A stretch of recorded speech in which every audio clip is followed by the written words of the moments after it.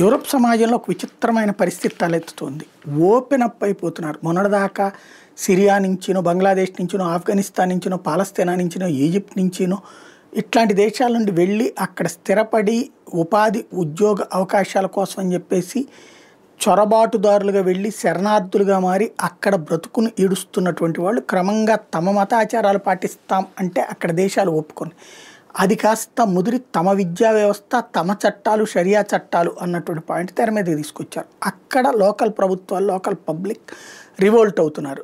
అయినా సరే అక్కడ వాళ్ళని ఎలాంటి ప్లాన్తో వీళ్ళు వెళ్తున్నారు అనడానికి సాక్ష్యం తాజాగా స్వీడన్కి సంబంధించినటువంటి ముస్లిం ప్రబోధకుడు ఇచ్చినటువంటి స్టేట్మెంట్ ఏంటంటే, మేము ఏడాదికి 10% చొప్పున ముస్లిం జనాభా పెరుగుతూ ఉంటుంది. 25 ఏళ్ళు పోయేటప్పటికి ముస్లింల సంఖ్య పెరిగిపోతుంది, స్వీడన్లో ఉన్నటువంటి స్వీడన్ పౌరుల సంఖ్య తగ్గిపోతుంది. అదే జరిగిందంటే కనుక అప్పుడు ఇస్లామిక్ రాజ్యంగా మారుతుంది. ఇంతకుముందే చెప్పుకున్నాం, 2050 నాటికి యూరప్ సమాజంలో ఇస్లామిక్ దేశంగా, తొలి ఇస్లామిక్ దేశంగా ఆవిర్భవించబోతోంది బ్రిటన్. ఇప్పుడు ఆ బాటలో స్వీడన్ ప్రయాణం చేస్తోంది.